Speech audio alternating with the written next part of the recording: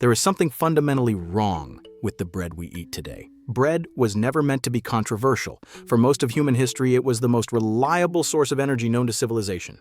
Entire societies were built on it. Empires expanded on it. Families survived famine years because of it. Bread was not a side dish. It was the foundation. Yet today, bread is treated like a metabolic threat. Doctors advise patients to avoid it. Nutritionists warn about blood sugar spikes. Fitness programs remove it entirely. Supermarket shelves are filled with gluten-free substitutes, low-carb imitations, and healthy breads that require ingredient lists longer than pharmaceutical labels. This raises an uncomfortable question. If bread is inherently unhealthy, how did ancient civilizations survive on it for thousands of years without widespread obesity, diabetes, or chronic metabolic disease? The problem becomes even harder to explain when you look at ancient Egypt. Egypt was not a high-protein society. Meat was rare for common people. Vegetables were seasonal. Bread, along with beer, provided the majority of daily calories for farmers, builders, and laborers. The same workers who hauled multi-ton stone blocks under the desert sun ate bread every day, often multiple times a day. Yet skeletal remains tell a story modern nutrition struggles to explain. Ancient Egyptians had strong bones, thick muscle attachments, and low evidence of degenerative disease associated with excess blood sugar or chronic inflammation. Their diet, built around bread, sustained intense physical labor for decades. So what changed? The wheat did not suddenly become poisonous. Human biology did not radically shift in a few centuries. The difference lies elsewhere. It lies in the way bread is made. Modern bread looks familiar, smells familiar, and tastes familiar, but at a biochemical level, it is an entirely different substance than the bread that sustained one of the most successful civilizations in human history. To understand why modern bread fails the body, we first have to understand why ancient bread worked. Ancient Egypt was not sustained by luxury foods. It was sustained by grain. For the majority of the population, bread was not a supplement or a side dish. It was the primary source of calories day after day, year after year. Archaeological records show that bread and beer together supplied as much as 2/3 of the daily energy intake for Egyptian workers. Meat was reserved for festivals, religious offerings, or the elite. Vegetables varied by season. Bread was constant. This dependence was not accidental. Egypt's entire economy revolved around grain. Taxes were paid in wheat and barley. State granaries functioned as banks, storing surplus during good harvests and redistributing it during drought. Bread was not only food, it was currency, security, and social stability. The builders of temples and pyramids were compensated in loaves and beer. Ostraka and payroll records from worker villages like Deir el-Medina list daily bread rations with remarkable precision. These were not malnourished laborers. They were skilled workers performing exhausting physical labor under extreme environmental conditions. And they endured. Skeletal analysis reveals dense bone structure, strong joint development, and muscle attachment sites that indicate lifelong physical work. Despite a carbohydrate-heavy diet, there is little evidence of obesity-related degeneration or widespread metabolic disease. Dental wear is common, but systemic nutritional collapse is not. This presents a contradiction modern dietary logic struggles to explain. A society that relied heavily on bread should, by modern standards, have suffered constant energy crashes, insulin instability, and nutrient deficiencies. Instead, Egypt remained productive for over 3,000 years. The reason is not that Egyptians ate less bread. They ate better bread. Their loaves were not empty calories designed for shelf life or speed. They were dense, fermented, mineral-rich foods engineered by necessity, refined through centuries of trial and error. Bread in ancient Egypt was not cheap fuel, it was strategic nourishment, and it formed the backbone of one of the longest-lasting civilizations in human history. At first glance, ancient Egyptian bread should have failed. It was coarse, it was dense, it was made from grain ground with stone tools, and it was produced without commercial yeast, temperature control, or standardized recipes. By modern industrial standards, it was inefficient and unpredictable. Yet it worked. Not occasionally, not symbolically. It worked every day for centuries. The key difference was fermentation. Ancient Egyptians relied on wild yeast and naturally occurring bacteria captured from the environment. Dough was mixed and left to rest, often for a full day or longer. In many cases, portions of old dough were saved and reused, creating a continuous living culture passed from one batch to the next. This was not culinary sophistication. It was a necessity. Without understanding enzymes or microbiology, Egyptians observed a simple truth. Bread made this way lasted longer, tasted better, and sustained the body more effectively. Dough that was rushed produced bread that was heavy, sour, or difficult to digest. Dough that rested transformed. During long fermentation, complex biological processes unfolded. Natural yeasts broke down starches into simpler compounds. Lactic acid bacteria acidified the dough, slowing spoilage and reshaping its nutritional profile. Proteins were partially broken down, reducing digestive strain. Modern bread skips this entire phase. Commercial yeast is engineered for speed, not nutrition. Dough is mixed, proofed, and baked within hours. Fermentation becomes a technical step, not a biological process. The result is bread that looks finished, but isn't. Ancient Egyptian bread arrived in the body already partially digested. Nutrients were unlocked, starches were softened into slow-burning fuel. Minerals were made accessible rather than trapped. This is why Egyptian bread sustained physical labor under desert conditions without constant hunger or fatigue. It wasn't magic, it was time. Time allowed biology to do what machinery cannot. And in removing time from bread, modern production removed the very process that made it nourishing in the first place. Grain contains a built-in defense system. Plants evolved phytic acid to protect their seeds. It binds tightly to minerals like iron, zinc, calcium, and magnesium, locking them away so they can't be absorbed by animals or humans until the seed is ready to grow. In nature, this makes sense. In the human diet, it creates a problem. Modern nutrition often praises whole grains for their mineral content, but mineral content on paper does not equal mineral absorption in the body. When phytic acid remains intact, those nutrients pass through the digestive system unused. This is why people can eat large amounts of modern whole grain bread and still show signs of mineral deficiency. Ancient Egyptians unknowingly solved this problem. Long fermentation activates phytase, an enzyme naturally present in grain. Phytase breaks down phytic acid, releasing the minerals bound inside it. But this process takes time, often many hours or days. Modern bread doesn't allow for that time. Industrial dough is rushed from mixing to baking before phytase can do meaningful work. The phytic acid remains intact, binding minerals and blocking absorption. In contrast, traditionally fermented bread can reduce phytic acid by as much as 70 to 90%. What remains is not just grain, but accessible nutrition. For Egyptians living in a world without supplements, this mattered. Iron supported endurance. Zinc supports immune function. Magnesium supported muscle. Recovery after long hours of labor, their bread didn't just contain minerals, it delivered them. Modern bread does the opposite. It creates the illusion of nourishment while quietly stripping the body of what it needs to function. This is why bread today often leaves people tired rather than energized, hungry rather than satisfied. The grain didn't change, the process did. And in removing fermentation, we turned a mineral-rich staple into a nutritional obstacle, one loaf at a time. Modern bread delivers a very different kind of fuel than the Egyptians ever experienced. Highly refined flour digests almost instantly.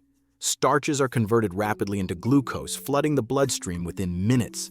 The pancreas responds with a surge of insulin, attempting to manage the spike. Energy rises sharply, but it also crashes quickly. Hunger returns sooner than expected, focus fades, fatigue sets in, cravings emerge. Over time, these rapid spikes contribute to insulin resistance, chronic inflammation, and metabolic stress. Ancient Egyptian bread behaved completely differently. Long fermentation slowed carbohydrate digestion before the bread even entered the human body. Enzymes and naturally occurring microbes partially broke down starches and proteins, pre-digesting them for the consumer. The result was a slow, steady release of glucose. Energy arrived gradually, supporting activity over hours instead of minutes. There were no sharp peaks, there were no crashes. This was crucial in a civilization without constant access to food. Farmers labored for hours in scorching sun. Stonecutters lifted and positioned multi-ton blocks. Soldiers marched long distances with minimal provisions. Bread was their primary source of energy. It had to sustain them physically for entire days. Modern nutrition often demonizes carbohydrates, but the problem is not the carbs themselves. It is how quickly the body must process them. Ancient bread respected human digestion and metabolic timing. Modern bread ignores it. By fermenting slowly, Egyptians created bread that released energy gradually, balanced blood sugar, and supported endurance. The loaf became more than a staple. It became a metabolic tool. They did not know the terms glycemic index or insulin response. They only knew results. The bread that worked was preserved. The bread that failed was abandoned. Ancient Egyptian bread was not just food. It was sustained energy baked into every loaf, engineered by necessity, perfected over centuries, and entirely lost in modern production. Modern bread is biologically dead. It provides calories, flavor, and texture, but it contains almost no living organisms.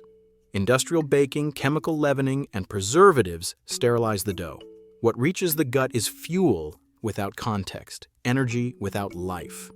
Ancient Egyptian bread was completely different. It was alive. Natural fermentation introduced wild yeasts and lactic acid bacteria into the dough, creating a miniature ecosystem. These microbes pre-process starches and proteins before consumption, partially breaking down components that would otherwise stress the digestive system.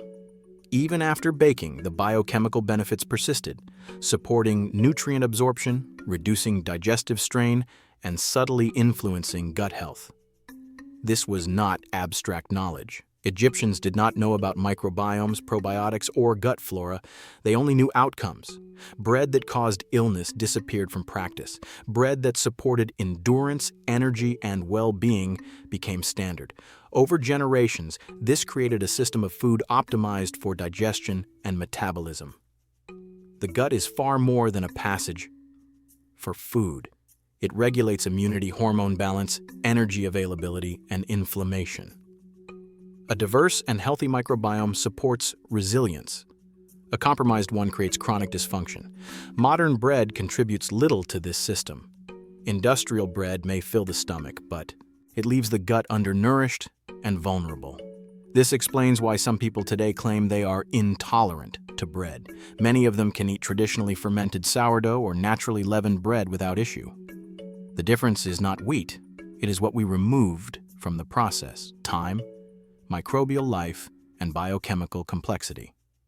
Ancient bread arrived in the body pre-digested, metabolically compatible, and biologically active. Modern bread arrives raw, simplified, and aggressive. Egyptians didn't understand the science. They understood the results. Bread that failed disappeared. Bread that sustained life endured. What survived was not tradition. It was biological intelligence baked into every loaf. How grain is milled can determine whether bread nourishes or merely fills. Ancient Egyptians used slow stone grinding. Two massive stones rotated against each other, crushing the grain rather than shattering it. This process preserved the grain's natural structure, keeping the bran, germ, and endosperm largely intact. Oils remained stable, vitamins were preserved, and the grain retained its natural density. The flour produced was coarse, uneven, and slow to digest, but it was full of nutrition. Stone grinding required time and effort, but it was biologically intelligent. Every particle of grain contributed to nutrient delivery. Minerals embedded in the bran and germ remained available. Trace amounts of stone from the grinding process even added naturally occurring calcium. The Egyptians accepted rough texture and hardness because it meant real nourishment. Modern industrial milling, by contrast, is violent and high speed. Steel rollers crush and separate grain components. The germ, rich in essential fats and vitamins, is removed to increase shelf life. The bran is stripped or discarded and sometimes artificially added back later for marketing purposes. The result is a refined powder that is easy to bake and transport, but stripped of its natural complexity. This refined flour digests quickly, spiking blood sugar and delivering minimal micronutrition. Modern bread may taste hot and look appealing, but it is biologically hollow compared to the loaves eaten by ancient Egyptians. The Egyptians understood that texture, density, and time mattered. Rough, dense bread was metabolically superior to soft, white loaves. Milling preserved more than grain. It preserved the system that allowed nutrients to be absorbed, energy to be sustained, and the gut to thrive. Modern bread emphasizes convenience over biology. Ancient bread emphasized biology over convenience. In that balance lies the difference between a food that supports life and a food that undermines it. The ancient method of bread making wasn't abandoned because it failed. It was abandoned because it was slow. Long fermentation takes time. Stone grinding takes effort. Living cultures require care and attention. Every step demands patience. These were incompatible with the priorities of industrialized food production. After industrialization, efficiency became the highest value. Shelf life replaced nutritional quality. Speed replaced sustainability. Profit replaced biological integrity. Bread was transformed from a living system into a product designed to move fast and last long. What remained looked familiar, but inside it was fundamentally different. Fermentation times were shortened to mere hours. Stone-ground flour was replaced with mechanically refined grain. Additives and preservatives replaced microbial life. Bread no longer arrived partially predigested in the gut, nor did it unlock minerals naturally or support metabolic stability. It became a shortcut, a food that fills without nourishing. The consequences were not immediately obvious. People continued to eat bread, satisfied temporarily by calories and taste. But over time, metabolic stress accumulated. Blood sugar spikes, digestive strain, mineral deficiencies, and gut inflammation became common. Modern science only now confirms what generations of experience had already revealed. Removing time and biology from bread compromises its function. The choice was economic, not accidental. Industrial bread could be produced anywhere in massive quantities with predictable results. Traditional bread required patience, skill, and living cultures that could not be standardized for global distribution. The methods that once sustained empires were sidelined in favor of logistics and profit. Yet biology does not compromise for convenience. The human body responds to food as it is, not as it is advertised. In removing time, care, and microbial life, modern production undermined the very processes that made bread nourishing. Convenience replaced function, efficiency replaced resilience, and profit replaced metabolic intelligence. What survived in history was no longer the ideal loaf. It was the convenience loaf, built to serve industry, not biology. This is not speculation. Modern research confirms what ancient civilizations discovered through centuries of observation and trial. Traditionally, fermented bread consistently produces lower blood sugar responses compared to modern industrial loaves. Minerals like iron, zinc, and magnesium become far more bioavailable due to the breakdown of phytic acid during fermentation. Gut inflammation is reduced. Satiety lasts longer. In other words, traditional bread feeds the body in ways modern bread simply cannot. Ancient Egyptians did not understand insulin, glycemic index, or gut microbiota. They didn't have laboratories or microscopes. They only had experience and observation. Bread that caused discomfort, fatigue, or poor performance was discarded. Bread that supported strength, endurance, and long-term health was preserved, refined, and replicated over generations. This knowledge was practical, not theoretical. It was survival-based. Egyptians understood the outcomes of their food system without knowing the mechanisms. Over thousands of years, this process created bread that sustained one of the most physically demanding civilizations in history. Workers building pyramids, farmers laboring under the desert sun, soldiers marching long distances. These people relied on bread for more than taste or fullness. They relied on its biological efficacy. Modern science has merely rediscovered what they perfected. Studies of long-fermented whole-grain sourdough show reduced glucose spikes, improved nutrient absorption, and beneficial effects on gut flora. The empirical evidence aligns perfectly with the outcomes ancient Egyptians achieved without modern tools. The lesson is clear. What survives generations of use is not arbitrary. It is effective. Bread that supports health, energy, and resilience endures. Bread that does not disappears. Ancient Egyptian bread was a system, not a product. Modern industrial bread is a product without a system. Understanding this distinction is essential. Nutrition is not just about ingredients, it is about process, timing, and biology working together. Science today confirms the wisdom of the past. Bread was never meant to harm. It was meant to sustain life. Bread did not become unhealthy by accident. It became unhealthy when the processes that made it nourishing were removed. Time, fermentation, microbial life, and whole grain integrity, all carefully preserved by ancient bakers, were replaced by speed, convenience, and industrial efficiency. Modern bread looks familiar, smells familiar, and even tastes familiar. But at a biochemical level, it is an entirely different substance from the bread that sustained one of humanity's longest-lasting civilizations. Ancient Egyptian bread was a complete system. Every element, from stone-ground grain to extended fermentation to natural leavening, worked together. Nutrients were unlocked, starches partially broken down, minerals made available, and energy released gradually over hours instead of minutes. Microbes pre-processed the dough, supporting digestion and gut health long before we understood the concept of a microbiome. Bread was not just food, it was functional nourishment, carefully optimized over generations. Modern bread is fragmented. Convenience replaced biology. Shelf life replaced metabolic stability. Additives replaced natural fermentation. Today's loaves fill the stomach, but too often they leave the body undernourished, inflamed, and unstable. If bread makes you feel bloated, fatigued, or hungry soon after eating, it is not a personal failure. It is a signal that the system has been removed. The Egyptians were not primitive. They were metabolically intelligent. They built a civilization on bread that nourished rather than depleted, on loaves that fueled endurance, supported recovery, and unlocked the nutrients trapped in grain. That wisdom wasn't lost. It was sidelined. Every time you choose slow fermentation, whole grain integrity, and traditional methods, you bring that knowledge back, not as nostalgia, not as trend, but as biology working as it was always meant to.